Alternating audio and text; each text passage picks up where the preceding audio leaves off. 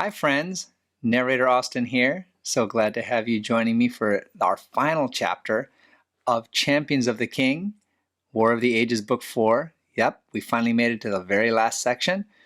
And just like our final chapter of Book 3, well, you're going to want some Kleenex around. There's some very, very interesting twists coming, and I think you're just going to love the way that this book wraps up. Stay tuned after the video so I can give you a sneak peek and the link to start listening to book number 5, War of the Invisibles. My name is Mark, a recording angel. I've been observing this earth since the dawn of creation. The Most High has asked me to share my recordings with you. The following are my records of the church's early years and earliest believers, not just adults, but children too, collected in this book, Champions of the King, the story of the apostles. If today's recording contains situations which might be uncomfortable for younger listeners, I will mark the video with the words parental guidance recommended. Epilogue, Rome. The growing group of believers had been gathering all day, arriving in 2s and 3s, and discreetly disappearing into the farthest winepress and harvesting area. It had ample room and shelter there, and they wouldn't be seen from the road or the house. Even though Cornelius's vineyard estate was away from the city, no one could be too careful these days. Some of Paul's friends who had accompanied him back to the city had scattered after his arrest. He had told them to leave him for their own safety. The authorities rounded up others, and they had not been seen since. A few just hid out of fear. The number of believers was constantly increasing, but many had died at Nero's orders. "It's not as if we even get a respectful execution," Dion complained. "When Christians die, it's just entertainment, something to laugh at and comment on, and then go back to your dinner or whatever you were doing without a thought for the family who's lost a loved one or the friends who mourn." Onesiphorus smiled grimly. "I guess we'd still be just as dead, even if it was a respectful execution." Antonia and her servants had carefully smuggled bread and fruit out to the hiding place earlier that day. "Please," Cornelius said, "please find a spot and make yourselves comfortable. I'm sorry we don't have a banquet room to offer you. Well, actually we do, but I'm sure we all feel safer out here." Many in the group nodded. Cornelius raised his hand and offered thanks for their safety and the food they were going to share, then asked God's blessing on the group, those who were not with them, and especially Peter and Paul. "I know you are all hungry for news, and tonight we have more than usual, but I want to honor our Savior, Jesus, Yeshua, for our Jewish brothers and sisters, before we hear it all." Cornelius picked up a piece of flat bread that had been baked that afternoon. Each believer did the same. "In the night he was betrayed. Jesus took bread, and when he had given thanks, he broke it, and he said, 'This is my body. Do this in remembrance of me.'" Cornelius closed his eyes and placed the piece of bread in his mouth. The others did the same. Antonia felt tears gathering behind her closed eyelids. "I remember you, Yeshua," she whispered. "How could I ever forget you? You've been so good to us." Without thinking, she ran her hand down over her swollen belly. Even though she was getting pretty old for it, the Lord was still blessing her and Cornelius with children. She smiled as she thought of the early years of their marriage. They had just had Portia, and then nothing for what seemed forever. And yet the Lord had blessed them with children when Cornelius's years of duty were over, and they were ready for him to retire and move back to Rome. "I'm glad I'm so much younger than the husband you gave me," she whispered. "Otherwise, you'd be doing Sarah-type miracles at our house. I just wish I had been able to know you when you were in Judea." Cornelius raised one of the few silver cups. "I'm sorry we don't have many cups out here, but if we were disturbed and needed to flee into the vineyard, we wouldn't want to leave evidence." The others understood. "Jesus said, 'This is my blood that was spilled for you.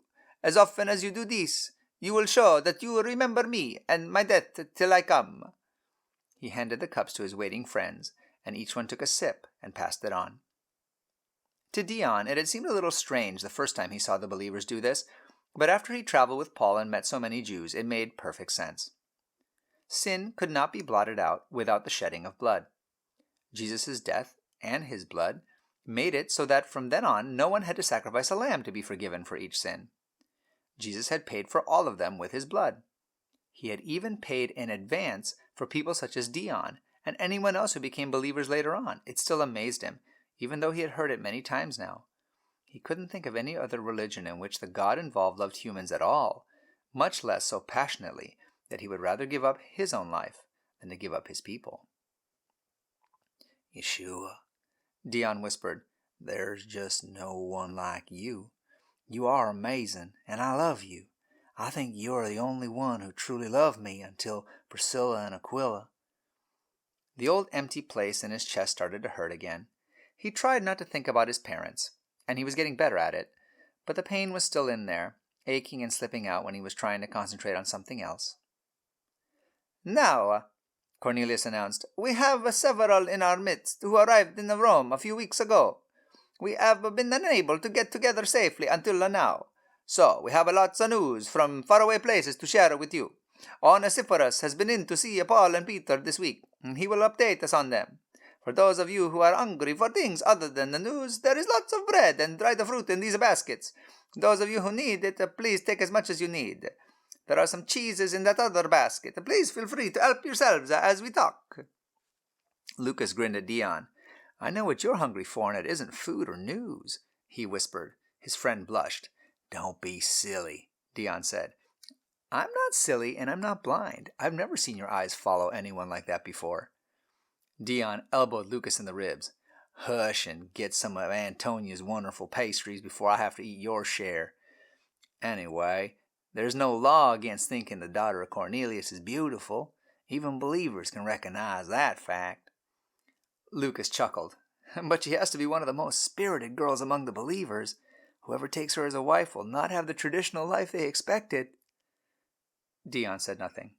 He had never expected such a life anyway, and he had never planned to marry any girl. Families just cause a lot of pain, and it was something he never intended to be a part of again. Still, the 2 weeks he and Lucas had stayed at Cornelius' home had been amazing. His thoughts and feelings were now all tangled up, and Portia was not like any other woman he had ever met. So far, he had just admired her from across the room. Whenever she was present, he couldn't think of anything to say, and he wasn't sure he should anyway. He was having trouble sleeping at night, and when he did finally drift off, he dreamed of his mother. That hadn't happened for a long time. Eating pastries was definitely better than trying to figure it out tonight.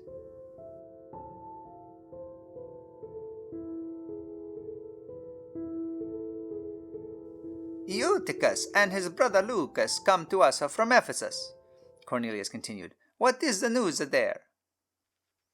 "The Apostle John sends his love and encouragement to all of you here near Rome," Eutychus said. "The church in Ephesus is doing well and growing. Many of us are taking short missionary trips as our responsibilities allow, and the church cares for our families when we do. Yeshua's mother is becoming elderly, but is still living with John and his family, just as Yeshua requested before he died. We came to Rome not only as part of our mission trip, but also to express our support to Paul and Brother Peter. Even if we cannot see them face to face, we want them to know we're here and praying for them." He sat down and murmured, "Amen." "Lucas," Cornelius asked. "Eutychus said everything I was going to say," he commented with a grin. "I have to wait until he dozes off to get any words in sideways." The group laughed. Even though it had happened when Eutychus was only a boy, he was always known as the one who fell asleep in church and died when he fell out of a window. The prayers of Paul had brought the power of the Lord to resurrect him. It was a story that Eutychus was a little tired of hearing, but tolerated with good humor. He nudged Lucas in the ribs.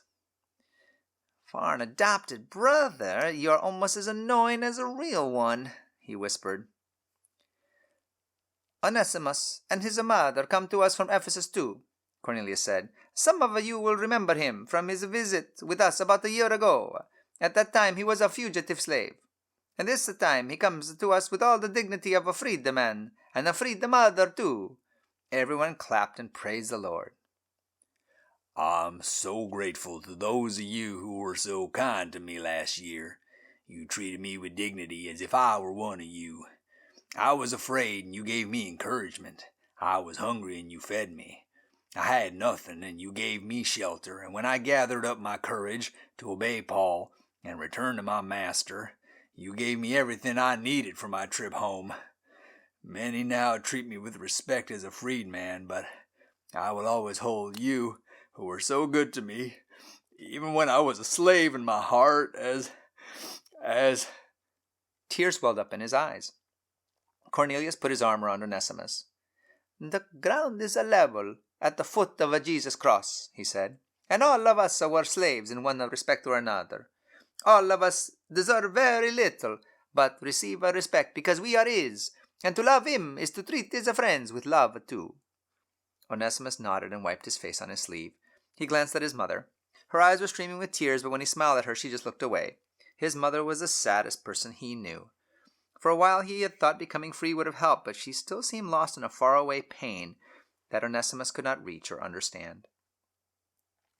"Meanwhile, Timothy and Elihu ben Malchus comes to us from Lystra," Cornelius continued. "Isn't that the place that stoned Paul and Barnabas?" someone asked. "Yes," the retired centurion responded quickly as the room began to buzz with voices. "But out of that also came the great young preacher Timothy, whom Paul spent a lot of time mentoring and grooming for leadership." Isn't the Malchus family from Jerusalem? Aren't they highly connected with the high priest family? One person questioned. "I thought it was one of them whom Peter chopped the ear off that night in the garden," another commented. Cornelius held his hand up to get their attention. "Yes, these things are true. Jesus healed Malchus's ear. Elihu ben Malchus had to leave Jerusalem during the persecution. He and his mother have been believers from the beginning. These are known stories, and Elihu is not a spy among us. How is your family now, Elihu?" "My mother is well. When my father died in Jerusalem, I brought her to Lystra with my cousin Timothy's family. Timothy's father has also died, so Timothy and I care for our mothers and our grandmother Lois. Except for this trip, we alternate our travel schedules, so there's always someone at home." The gathered believers indicated their approval.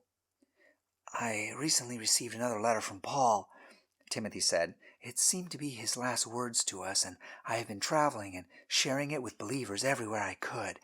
I think it will be very encouraging to them, especially if they, if Paul is—" "Yes," Cornelius intervened as Timothy struggled for words. "If that happens, we will all need encouragement, and sharing Paul's letter is a wonderful idea. Perhaps you will read it to us later tonight?" Timothy swallowed hard and nodded. The idea of anything happening to his beloved mentor Paul was hard to think about even as a possibility. However would he cope if it actually happened? He wished God would take Paul to heaven in a blaze of glory, or a fiery chariot like the prophet Elijah. That would set those Roman guards back a peg or two. Then he sighed. Those Roman guards were probably the very reason God would not intervene. It seemed that many of Paul's guards through the years had become some of the most devout believers. The Lord loved the guards too. But Timothy still wished things could be different for his beloved old friend.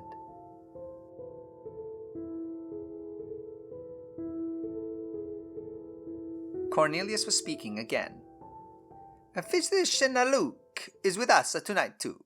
He has been a traveling companion to Paul for many of his journeys and is working on something you will want to hear about." "As many of you know," Luke began, "I have attended Paul and his friends for many years." He received nods of recognition from others in the group.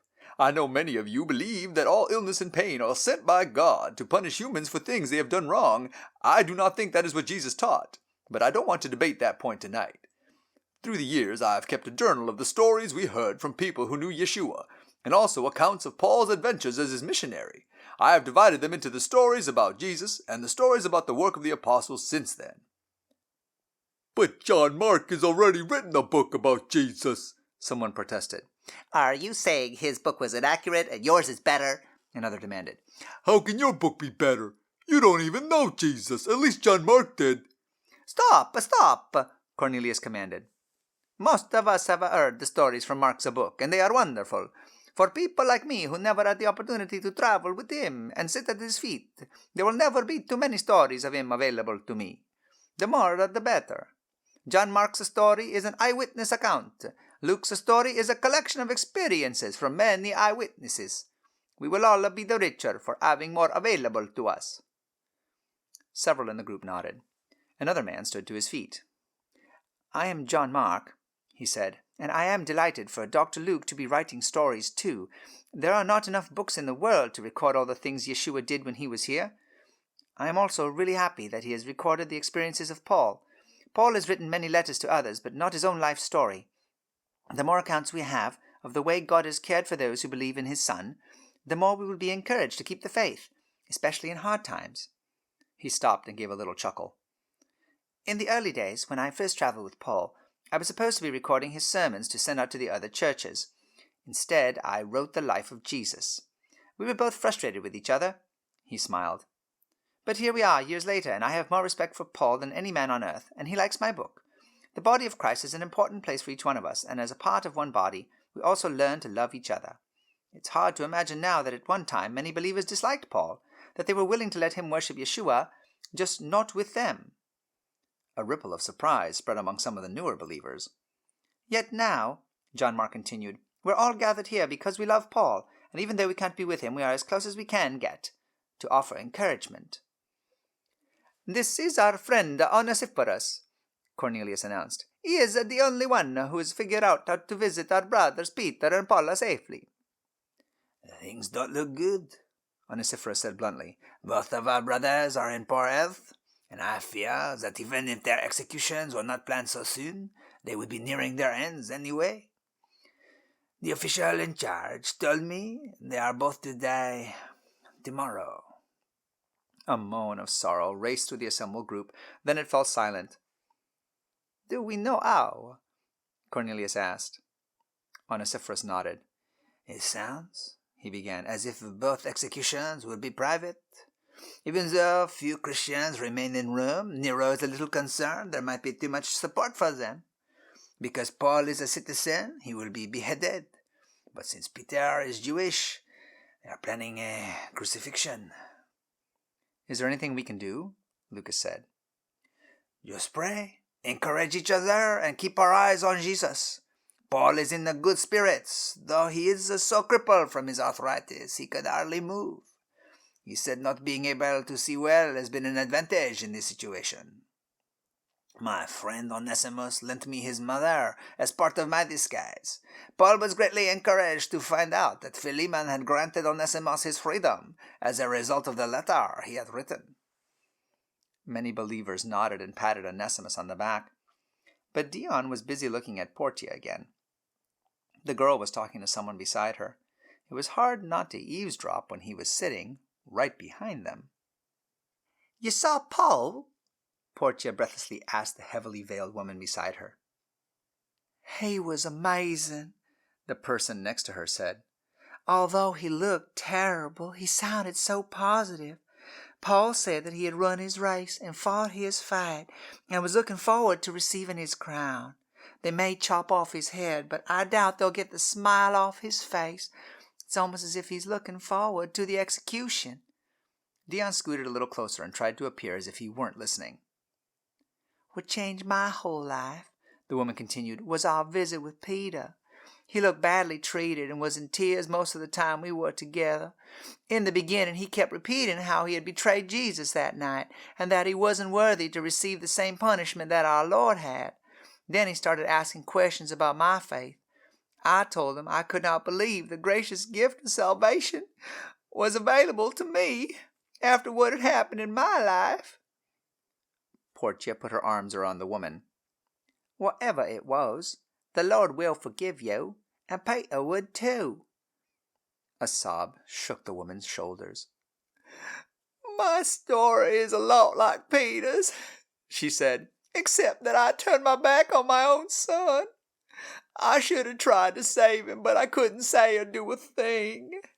I felt so powerless, so I just stood there in silence as my husband sold him into the most miserable life I could imagine. I don't see how my son could ever forgive me, and I'll never be able to forgive myself. I'm sure he suffered terribly, and I hope he never lived to become a man." Dion could hardly breathe. The old pain in his chest had grown into a clawed monster that wanted to burst out of him. "But Peter said," she continued to sob, her words barely understandable, "that the Lord had forgiven me a long time ago, and that now I needed to forgive myself. And then he prayed and asked God to give me a sign that I'd been forgiven. Peter was so kind to me, and he seemed to be encouraged himself as we talked about how forgiving the Lord is." Dion couldn't keep quiet any more. He tapped the woman on the shoulder. "What was your son's name?" "His name was Dion," she replied. He began to tingle from head to toe. Could it be? After all these years, could it be her? "Mother?" he asked. "Dion!" she shrieked. He flung his arms around her. "What is going on here?" Onesimus demanded, noticing the commotion. "And take your hands off my mother." "My name is Dion, and she is my mother," he replied, not letting go. "Yes, yes," his mother gasped for breath. "Onesimus, this is your brother Dion." "I don't understand," Onesimus sputtered. "We were slaves to Philemon, but who is he?" His mother reached out and drew him into the circle. "I wasn't always a slave," she said. "When your father and I were first married, we were free, but your father fell ill and drank too much. He was always sorry the next day, but he drank everything he earned, and he sold us to help pay his debts." He sold you too?" Dion sputtered in disbelief. "How could I not forgive you when he sold you too?" "I was sold to Philemon as a house slave, but you were sold to that evil man. All those years it was torture, knowing how you suffered. I hoped that you had died and been spared the pain." Dion broke into a smile. "Mother, don't torture yourself any more. I have the most wonderful story to tell you. I escaped after only a week. The Lord heard your prayers and took wonderful care of me." "Wait," Cornelius interrupted. "Tell all of us." Still holding his mother with one arm, Dion moved to the center of the group and began to speak. I smiled. Sharing accounts of the Mighty One's goodness and love is exactly what his people are to be doing during times of stress. After all, their strength comes from their joy in Him.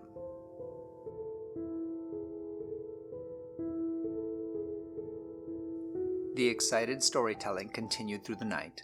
The sun was just peeking over the hillside as Cornelius called the group to order. "Friends, morning is upon us. Today we will say a goodbye to our precious friends, Peter and Paul.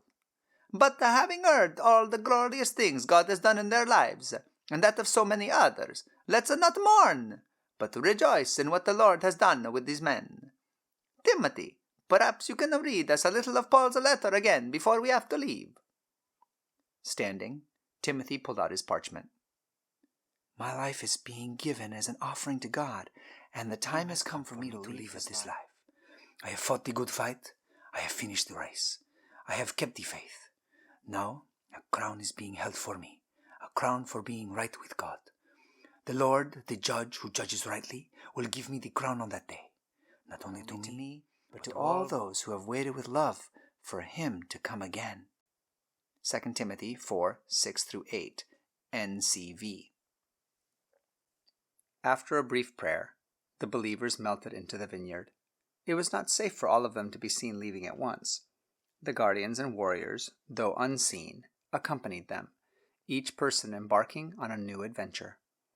I and several others were allowed to enter Rome and witness the final minutes of the lives of two of the Mighty One's human friends. Both of them met their ends with anticipation of spending eternity with Him.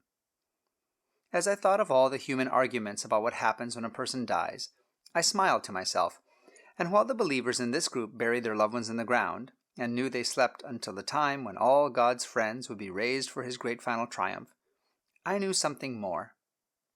Time is a human thing. To those who are dead, there is no time.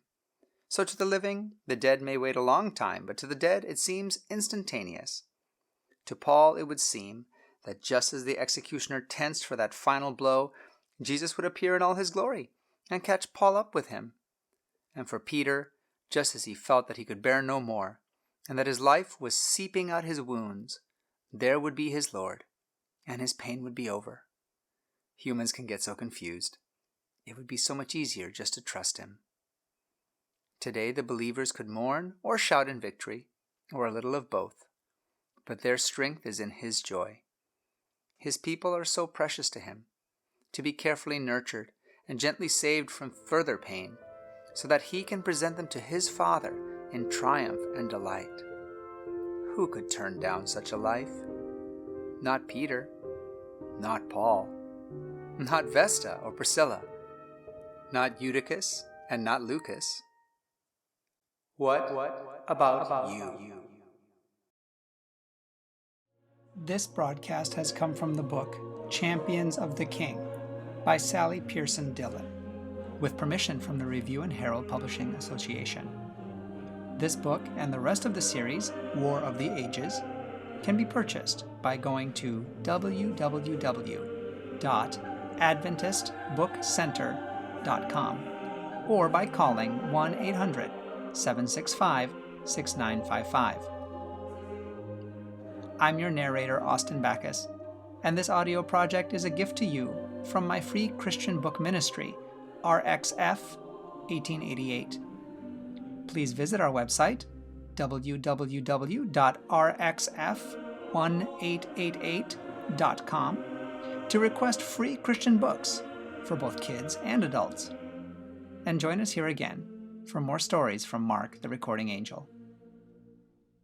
Hello again, friends.